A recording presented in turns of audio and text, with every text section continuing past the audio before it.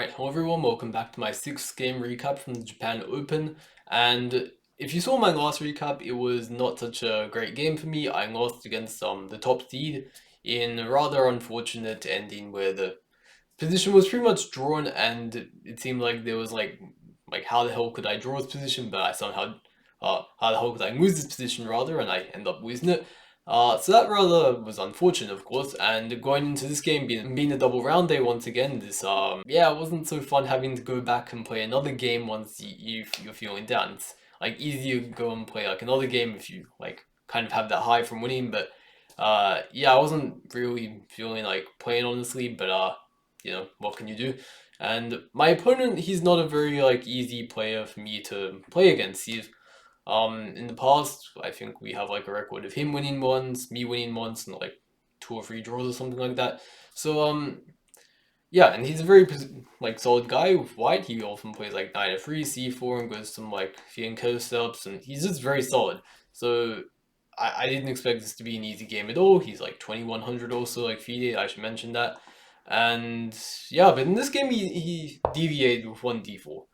So we'll play like 3 or 4 games from with him white going like and stuff, and finally he decides that he's gonna change up and try something new, which he's been doing in this tournament, which I noticed. So, and after this is the setup I usually like to go for, like aiming for a nimzo, and here he plays g3.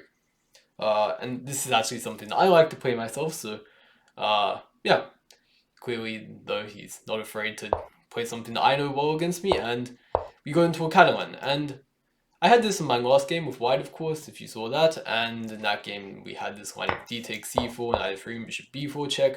But here I like to play bishop b4 check without the capture on c4.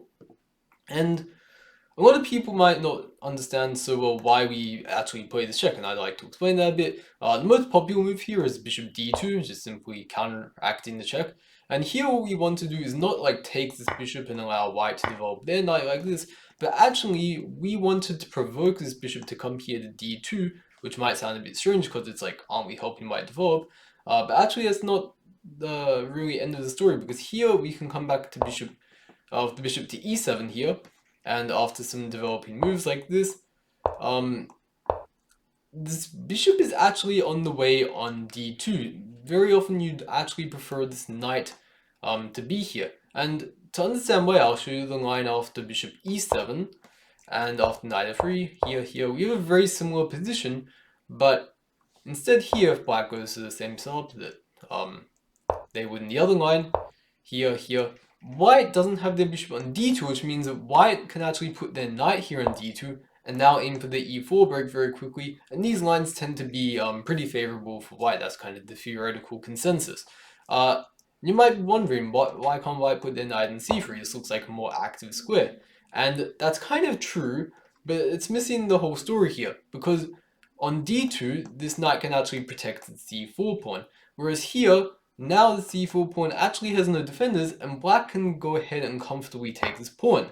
And white might say like they have some compensation in the center here with like this big pawn center, but after something like b5, black is up a pawn, and it's not exactly clear whether white actually has much of an advantage, if any at all. I think black's probably like slightly better here in this type of position. But with that being said though, in the game instead, we of course had this line of bishop b4 check, and here instead of bishop d2, which is by far the main line, my opponent plays a bit of a sideline here with knight d2.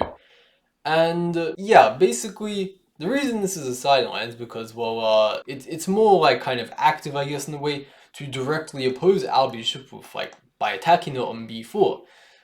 Whereas by playing knight d2 and not putting any pressure on our bishop, this is sort of bit more passive, you might be able to argue. And so I castled, and after knight g3, I took on c4, trying to play very actively, trying to perhaps exploit the fact that this knight is sort of hampering white's development a bit, you could argue.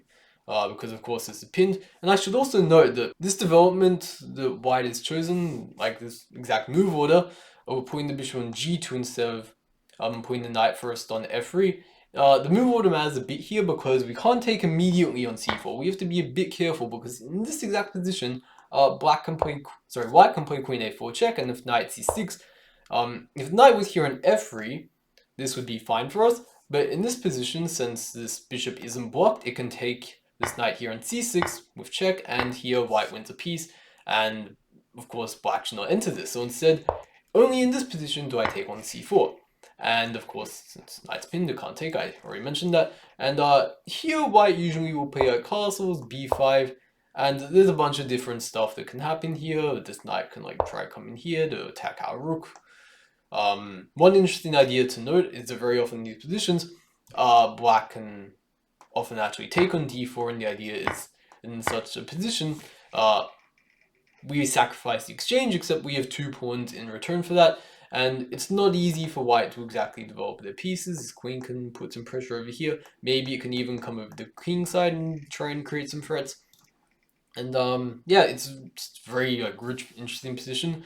But instead, what my opponent did in the game is he played queen c2, and this is a bit tricky because here we can't really play b5, which is a very autopilot move. This is actually falling into a very common trap in this line here. And the idea is if white plays a4 now, putting pressure on this pawn, we can't play a6 because, well, takes, and then the rook hangs. So we have to play c6. This is a very standard way of trying to deal with a4, just simply protecting the pawn, right? But the problem here is that after a takes b5, c takes b5, not knight e5, and we can probably just play knight d5, but rather the problem here is that knight g5 is very strong. And here with knight d5, queen takes h7 is checkmate. So instead we have to do something like h6, and here at the very least white can win an exchange. Bishop takes a8, or maybe even knight takes f7, and then like taking on a8, or even playing h4, which I did not know about before, but just before recording this, I found out this was a thing apparently, and yeah, basically the idea is after takes, we have this very typical, like, I think it's like Fisher's Pole trap or something along those lines, where basically we can't move this knight because then it's going to be checkmate here. So that's also worth knowing about. But instead, I play this move a5 here, and basically the idea is that now after castles, b5, if they try doing that same thing here, well, if they go like knight g5, we could see something very similar to the last game where, because I made this move a5, my rook can come to a7 now, and it can like swing across here to c7 or something maybe, bishop b7 to neutralize this bishop. Black's doing absolutely fine here, we're up a pawn, probably even have a big advantage. So instead, you know, if they can't go knight g5 to just win decisive material, then maybe consider going to e5 instead. Or like instead here, they'll just not take on b5 and open this diagonal up for us, which could be useful for our bishop. And I should also note that because here castle b5 is legitimately holding onto the pawn here, very often what white will do here is they'll take on c4. But after this, however, we can play b6 and then try playing bishop a6, and we get very similar counterplay to the opening line that I was faced with last game, except I was on the white side. And here, yeah, we're going to play bishop a6, try break c5 in the center, and similar sort of story. So instead though, my opponent played castles, we had this position, and here he played a move which I didn't really expect, but at the same time is pretty normal, I guess, a3. Just kicking my bishop away and kind of forcing me to make a decision. Do I want to take here, or do I want to retreat? And in the end, I decided that I want to keep the bishop on. I didn't see a big incentive to trade off the bishop pair after something like takes. Takes with the bishop isn't so great because after bishop b7, white has pretty good control over the square. But if knight takes d2 instead, this gains a tempo here, and after like c6, a4, I think, white isn't doing so bad here. So that's worth keeping in mind. So in the game, I played bishop e7, and after... well, here is actually a reasonably important moment to note, because white could play like e4 and just try and like gain space in the center. The problem is that when your knight is awkwardly placed here in d2 after bishop b7, it's not that easy to like really make use of the center. Like if you just play e5, I'm going to go knight d5, my knight sits pretty comfortably here, and you don't really have that many like clear threats or anything. Like if you go like knight e4, I can go maybe knight d7, but you always have to be a bit wary of like knight g5 stuff. Maybe here I can just go g6 and avoid that all. But you could also just go h6 here instead and just try and stop knight g5 altogether. And I'm fairly confident here that black should just be better. Although I would also think that black is doing pretty well in such a position like this as well. We're going to play c5 next, and we're not even going to have like doubled pawns anymore after we play c5, and we're really just going to be a clear pawn up. So instead though, my opponent did in the game, he played b3. And this is a very typical like move in the Catalan. Basically at this point you're saying, okay, I don't care that I'm going to be a pawn down, I'm not like trying to win it back or anything.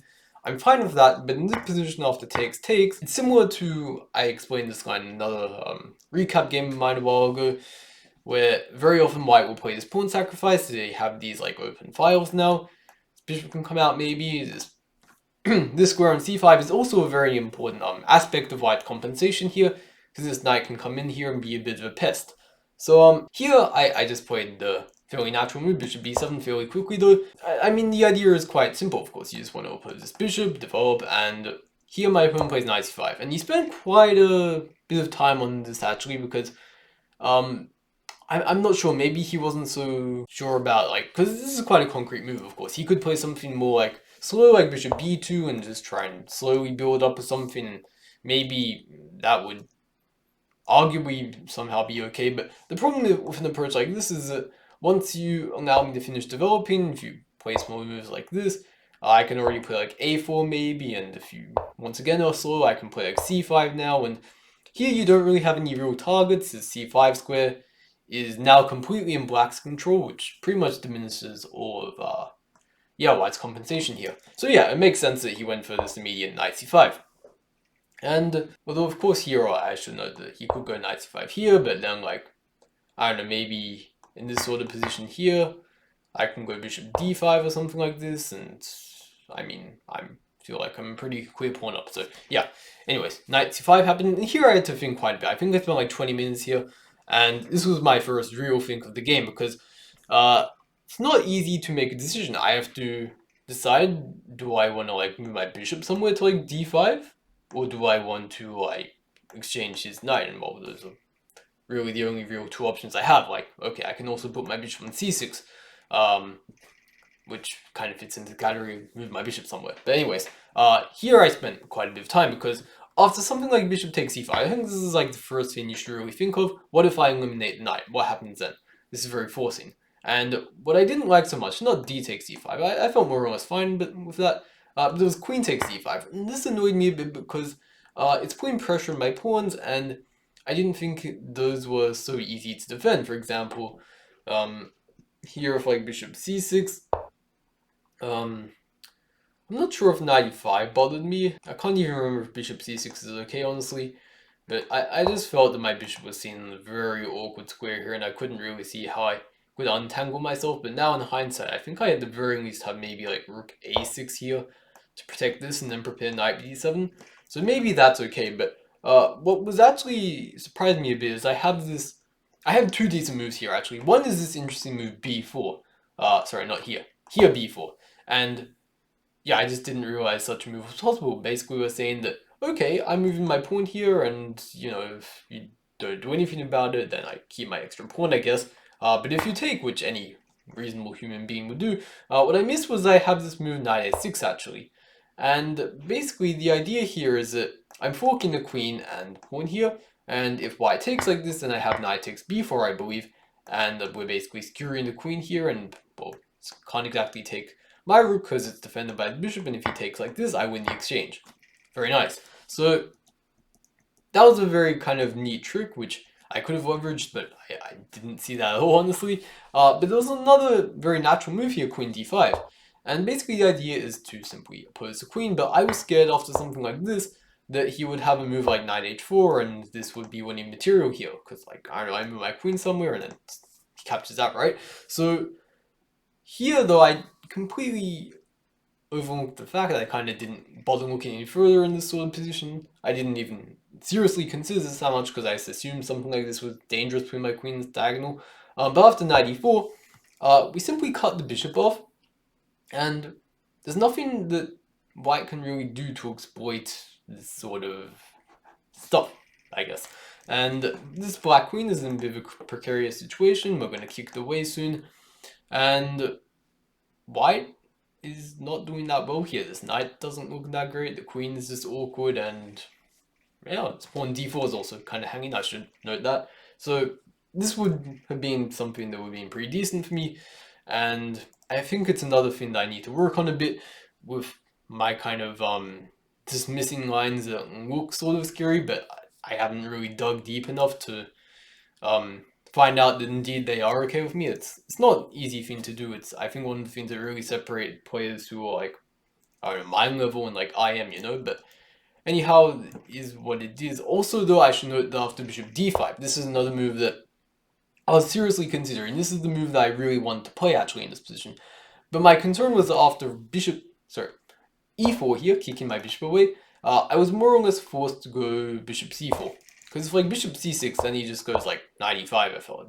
Like, if I'm going to put my bishop on c6, I may as well do it without allowing him to get e4 in for free, essentially. So instead, after bishop c4, he went rook d1, and here I felt like after something like knight c6, bishop b2, something like this, long term, I just did not have a vision for how this bishop was going to really like live. I felt like if white just played something like knight d2, attack the bishop, it's going to get captured and I can't really see how to save it. And if he does that, he's pretty much winning with like this center, the bishop pair, and it looks scary as hell, honestly.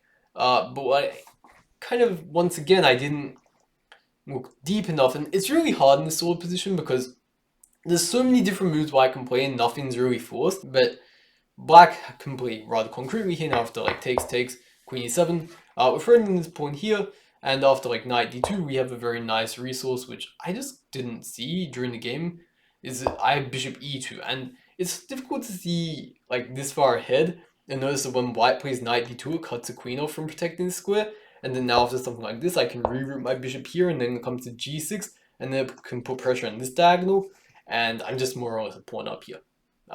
Yeah. If you can see that, you should be proud of yourself, but I didn't. So in the game, instead I played bishop c6, and because I couldn't really make the other options work, or at least that's, you know, how I felt. So yeah, I played this, and I couldn't see anything too wrong with it, so I was like, well, let's just roll with this. And here he plays bishop f4, this is logical enough, just trying to put pressure on this pawn or something. And I play queen c8 here. I should note that the move I wanted to play once again was knight a6. I don't know why I said once again, but I want to develop my knight somehow. Because, you know, of course, you want to somehow complete development, and putting knight on d7 or a6, somehow you want to try and bring it into the game. But the problem with both of those moves right now is that if knight a6, for example, white has this nice tactic with taking on e6 and then taking on c6, and yeah, white's up a pawn here, they're forking a bunch of our stuff, they have the bishop pair. I can't list a single good thing about black's position right now. So, of course, I want to avoid this, so I played queen c8. And basically, I'm trying to prepare knight a6, because now if he takes on e6, I can take back for the queen, and I'm protecting the bishop. So I thought, you know, that looks pretty good. And he played rook fc1 here. And here, once again, I had a bit of a dilemma to solve, because I wanted to develop my knight somehow, and I wanted to bring it to a6, because d7 is very clearly not working, because like takes, and like this, of course, like bringing the knight to d7 would diminish the whole purpose of bringing my queen to c8, because it can't take back on e6 like of the queen. So I wanted to somehow play knight a6, but here I was like, because here I'm assuming his whole purpose was that if after knight a6 he could take here on e6, and if I play queen takes e6, he takes back with the queen on c6, but now I don't win a free queen because his rook protects the queen. And at first I was like, damn, that kind of sucks. I don't see how to play knight a6 anymore. But then I made it work anyway, because I realized that if I play knight a6 actually, if he takes here, I have this nice in-between move, bishop e4, attacking the queen, and his queen has to move somewhere, and then I win a piece. And I should be happy if this happens. But unfortunately, fortunately, depends how you want to look at it, he didn't fall into this, and instead he moves his knight, because, well, if I take here, and then he has to take the d pawn. That blocks up the c file, and that pretty much limits one of the only things that gives him some sort of compensation in this position. So he shouldn't allow that. Instead, he played knight b3, renewing the threat on my bishop now. And I assumed in this position after bishop e4, queen b2, I saw something like this from afar, and I just assumed I would play like a4 next, because my pawn's being attacked by the knight here. His knight would move somewhere, and I would just have an extra pawn. But once we got to this position, I soon realized it's not that simple, because if I play a4 here, and knight bd2, my bishop is under attack, and my pawn's also under attack here. And if I let him take this knight squared bishop, there will all of a sudden be some very fatal danger along this diagonal. For example, if I play like, and also if I take, like, bring my bishop back like this, he can just simply take on b5. And although there is equal material here, white's pieces are just a lot more active. We're a lot more passive. This knight on a6 is doing who knows what. My queen's also just, I don't know, this bishop could be hit by an e4 any second. And not to mention this pawn in a4, it's very loose and could be captured very soon, leaving white a pawn up. So I didn't want to go into this. And, you know, if I can't move my bishop anywhere to protect this pawn, so I probably have to, like, protect the pawn somehow, like, I don't know, queen b7. The problem is in such a position like this, well, I don't have to play queen b7, it's probably quite bad, in fact, because now after something like knight d2, the pressure on this knight's being increased, pin the bishop, pin the queen is quite apparent, and I probably have to play something really ugly like f5, and then like takes, queen c2 maybe, attacking this pawn a bit more, and I would say that black is completely done here. So instead in this position, I felt that, you know what, I probably can't hold this pawn anymore, so I'm just going to give it up. I'm going to play queen b7, and if he takes on a5, which he did, I play queen b6, gaining the tempo on this knight, and here he's going to move it back, and now I play c5, gaining counterplay in the center. So some very back and forth stuff we've been seeing in the last few moves here. And I felt quite good in this position after I played c5, because I was gaining some sort of initiative, it felt like, and yeah, I'm reasonably happy with life here. There was one thing, however, after d takes c5, knight takes c5, bishop e3, from afar I was not so sure about this. I saw I had knight a4 and I was like content with that enough. The idea, of course, being that if he takes, I can recapture back on b2 and we have an exchange of queens, and I felt that position was good for me because my bishop's attacking like this pawn here, and that would be a long-term weakness that I could aim against.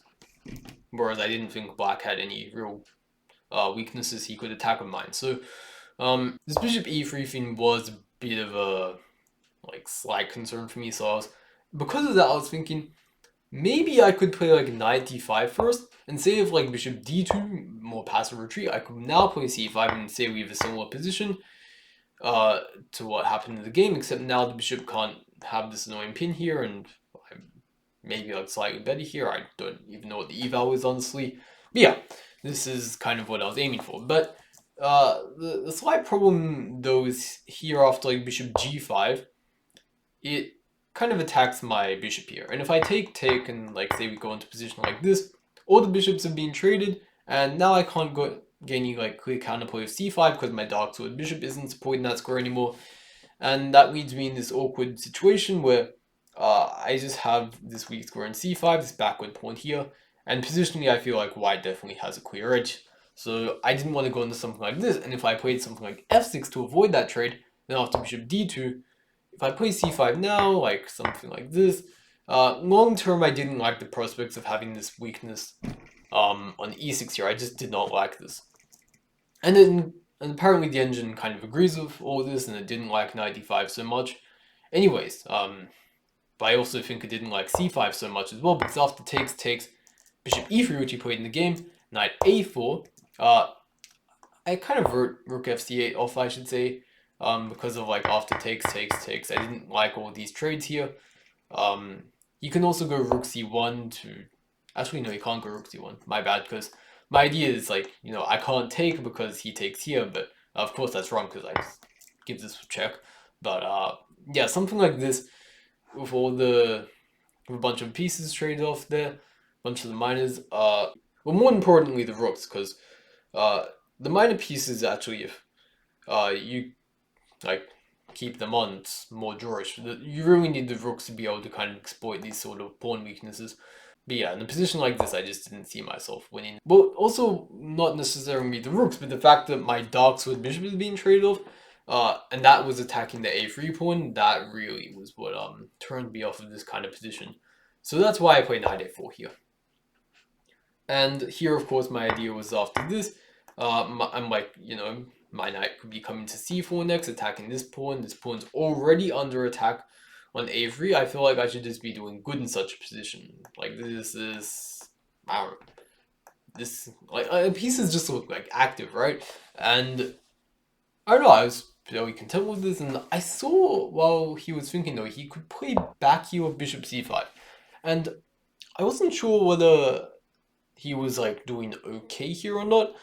And then after the game, when I looked at the engine, with the engine here, he told me that white is not just okay, but he's better, which actually kind of threw me off a little bit, because basically the idea here is of takes, like, well, now once again, I don't want my light squared bishop to be eliminated and this bishop to just go ham, so I would probably bring it back and then go like knight c5 next. But here white has once again a very strong move, knight e4. And basically they're initiating, well, traded bishops, because stuff, and I mean, there's no real way you can avoid it either way. Someone's going to make a trade, so say something like this, and here's this pawn on b5 is just weak, and I can defend it, but maybe you can even go like knight c6 and harass this rook, but maybe probably even just like here, attacking this, and if this, and white's just up a pawn, this pawn can come to a4 to put itself in a safer square next, and maybe black can hold this, maybe, but it would not be a comfortable experience. And yeah, this thing, bishop c5, I just missed it all, honestly, and it would have been a really nice opportunity for my opponent, actually, after some back and forth stuff, to really try and consolidate some sort of advantage, but he probably just trusted me a bit too much, in that, like, when your opponent plays knight a4, it's like, well, bishop takes b6 is like the first move that pops into your mind, and being the lower rated player, you're probably a bit inclined to just be like, oh, okay, my opponent probably has something figured out there. But yeah, don't trust your opponent. That's rule 101 of tournament chess. So yeah, instead he played queen d2, and luckily I got in queen b7 now, and this was kind of the setup I was aiming for, because with my queen on b7, like in this variation here, we saw that white could play knight d4 and then, put pressure on this pawn and trade off bishops. The trading off bishops part isn't so important. It's more just so that you want to activate your knight to an active square. But after queen b7, it's very difficult to activate this knight, because it's tied down to, like, if he plays knight d4 here, then he just hangs the bishop, right? Which makes it just annoying to activate the knight. Like, he has to do something like stupid looking, like knight e1, if he wants to activate it, just so he doesn't hang a bishop. But of course, on a square like g2, the knight is kind of just looking like a clown there. So yeah, he didn't want to do that, and instead he found himself in a similar situation to what I did in my last game, round 5, against Kojima, if you saw that, where he felt kind of obliged to trade pieces, except the situation's a little bit different. He's sort of a bit worse here, and whereas in my game I was sort of feeling like it was a bit better, but I couldn't see how to make anything of it. So here he was just trying to kind of diminish the pressure, I guess you could say, and here, of course, he's forking a bunch of stuff, and I was like, yeah, I pretty much have to chop that off. And, well, again, like here, you could argue here I have a bit more of an option, since the knight isn't, like, attacking my queen and this bishop here anymore, but still I couldn't see any real way to have any real advantage, because without this trading, and now playing b4, because again, once the dark sword bishop gets traded off, this pawn is not that easy to attack. So if I'm going to trade it, I may as well do it on my terms, which means that I'm going to take and play b4.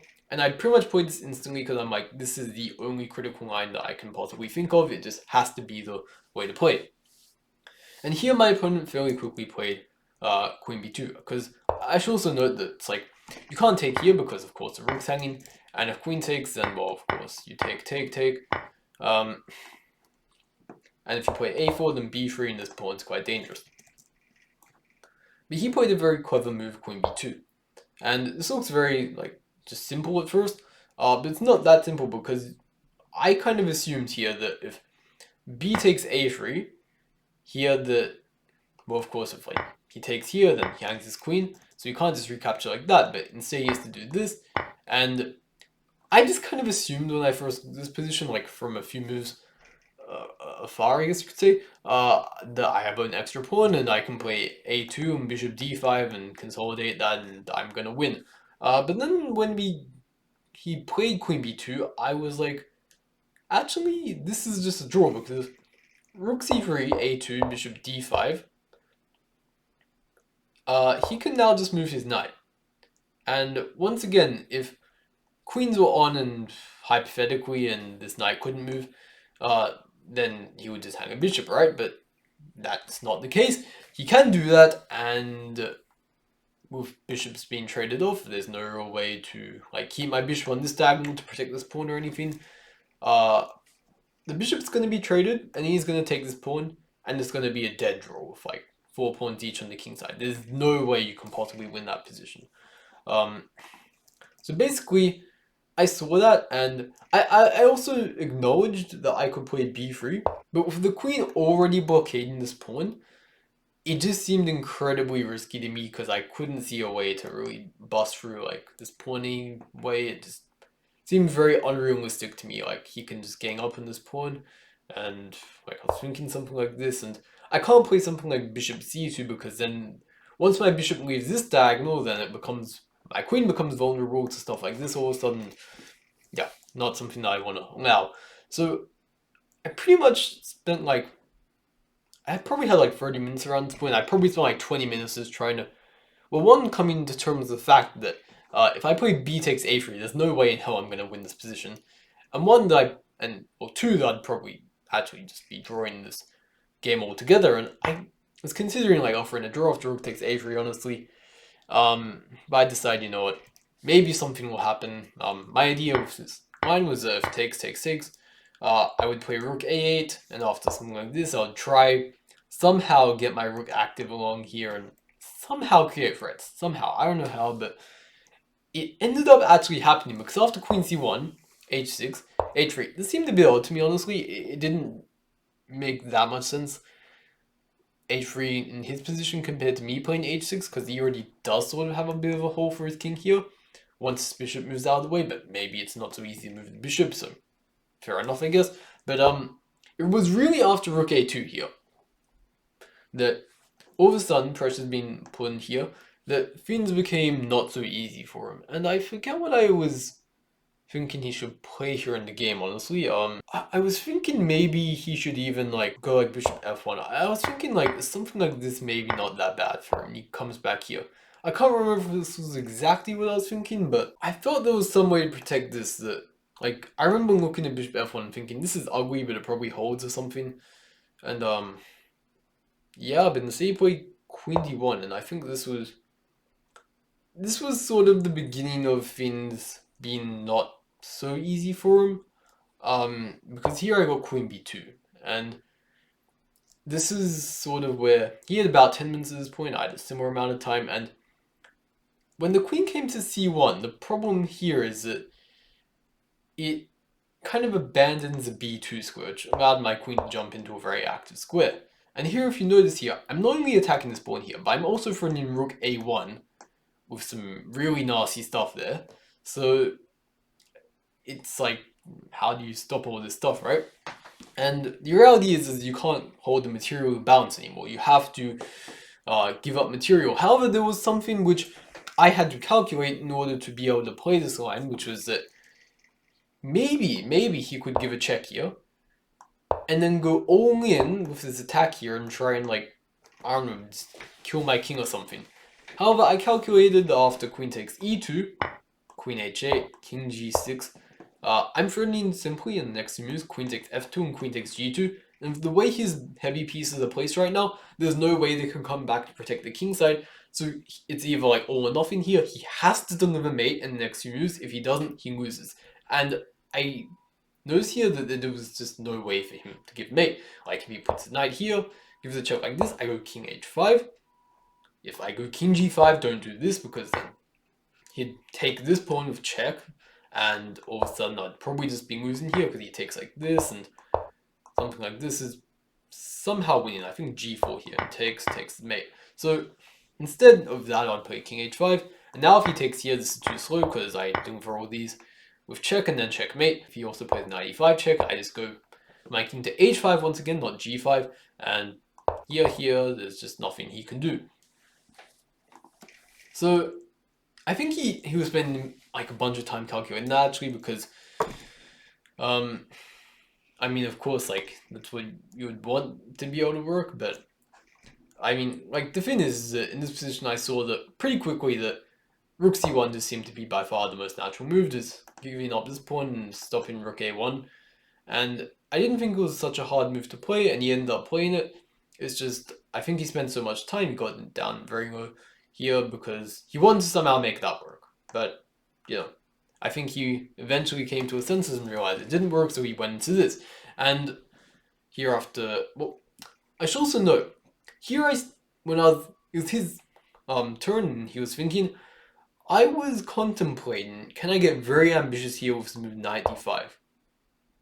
And of course, queen takes e2 is the autopilot move, but I was like, can I play knight d5 here? Because if I can play this, this would be very nice. If I can bring my knight to c3, fork this stuff, this would be like ultra ambitious and it might be asking for a bit much, but I was like, I may as well consider this, right? And I felt that pretty much he should play rook c8 check here, this and go knight g5, and this scared me off at first. Then I was like, hold on, if takes, f5. If he now takes my knight here, then I go rook a1, and I'm winning the queen here. But then I noticed, instead after f5, if he takes with check, then after takes, I'm actually losing here because this queen's going to penetrate, and it's also attacking this pawn here, and I'm just in trouble. So I noticed that, and then I was like, well, I'm basically screwed here then, right? I could also play g6, but I think in this position, like, I think rook c2 might just be a draw. I haven't checked this, so I could just be blundering something here, but I think this should be fine, because my queen has to move somewhere now, like, maybe this isn't it, because this is actually quite uncomfortable. Like, if takes now, yeah, I'm probably screwing something up. I'm just going to check with the engine real quick what the... So if rook c2, queen b3, and apparently like everything draws here, king g2 it's giving, and there's no way... I'm wondering, what if I go knight c3? Oh, queen d7, wow, okay. Yeah, so, I don't know. There's probably a bunch of other lines, the engine is 0, 0, 0, but there's always going to be some interesting lines like this where all of a sudden the tables turn, so yeah, maybe it's not as dead equal as I thought it was. Once again, if he takes on d5, this, so yeah. But essentially, I kind of got turned off of this line.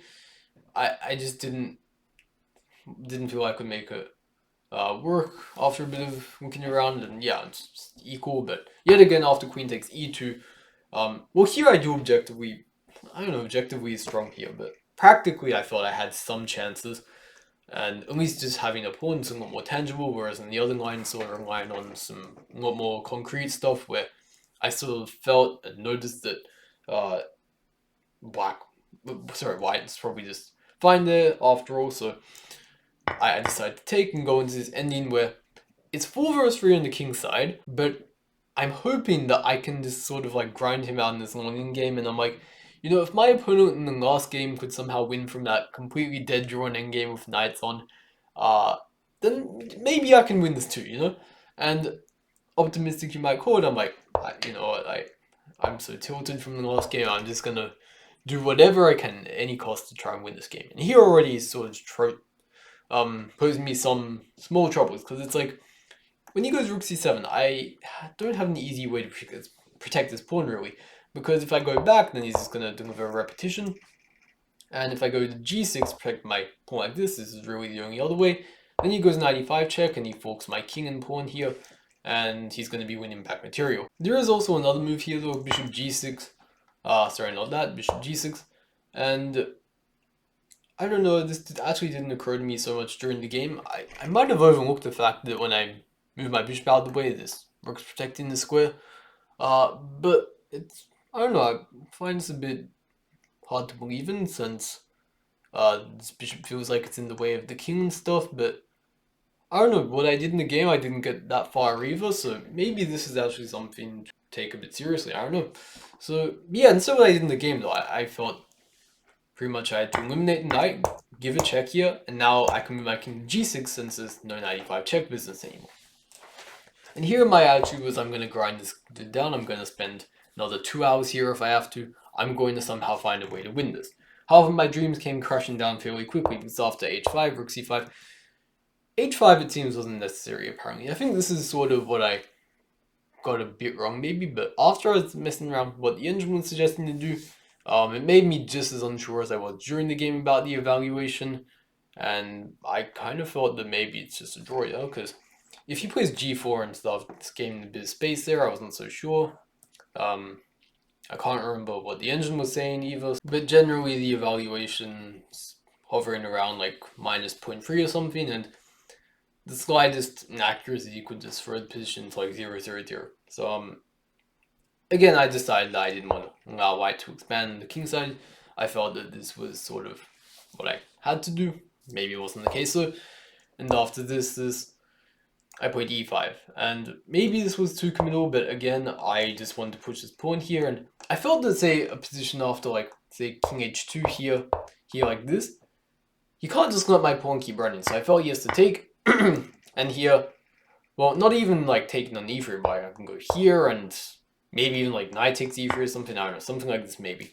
And here in such a position, I felt like, maybe I'm not winning, but this pawn structure is very kind of sketchy here, with this pawn g3 in particular being quite weak, and I was optimistic about my chances here. So that was the ideal position that I was aiming for, but he then played bishop b7, and here I realized that things aren't that simple, because if I play e4, he brings his rook behind my pawn, and it's not easy for me to move. I can't move my knight really, because like I do this and my pawn hangs. I can't exactly move my pawn because such a ending just looks really dead drawn.